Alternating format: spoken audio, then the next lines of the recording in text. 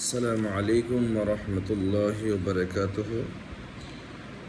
সম্মানিত ফেসবুক বন্ধুরা, আমি আজকে একটা গুরুত্বপূর্ণ হাদিস শরীফ আপনাদের সামনে শেয়ার করব। সেটা হলো নারীদের শাসন ব্যবস্থা নিয়ে, নারীদেরকে কীভাবে শাসন করবেন সেটা নিয়ে। হাদিস শরীফটি বর্ণনা করেছেন হযরত আবু হুরায়রা রাদিয়াল্লাহু তাআলা আনহু বর্ণিত। তিনি বর্ণনা করেছেন রাসূল সাল্লাল্লাহু আলাইহি ওয়াসাল্লাম থেকে তিনি বলেছেন যে আল্লাহ ও পরকালের প্রতি ঈমান আনে বা ঈমান গ্রহণ করে, সে যেন তার প্রতিবেশীকে কষ্ট না দেয়।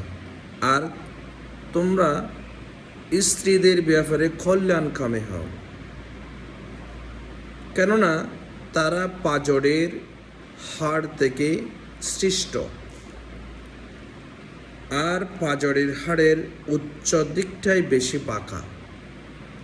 তুমি যদি একে সোজা করতে যাও তাহলে একে ভেঙে ফেলবে, আর একে যদি এমনি ছেড়ে দাও তাহলে এটি চিরকাল বাঁকাই থাকবে।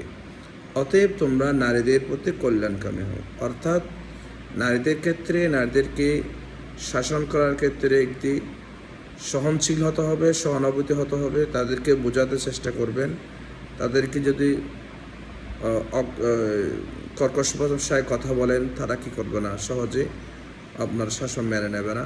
তাদেরকে সহজ ভাষায় সহনশীলতা দেখা যাবে, সব কিছু মেনে নেবে। ধন্যবাদ সবাইকে।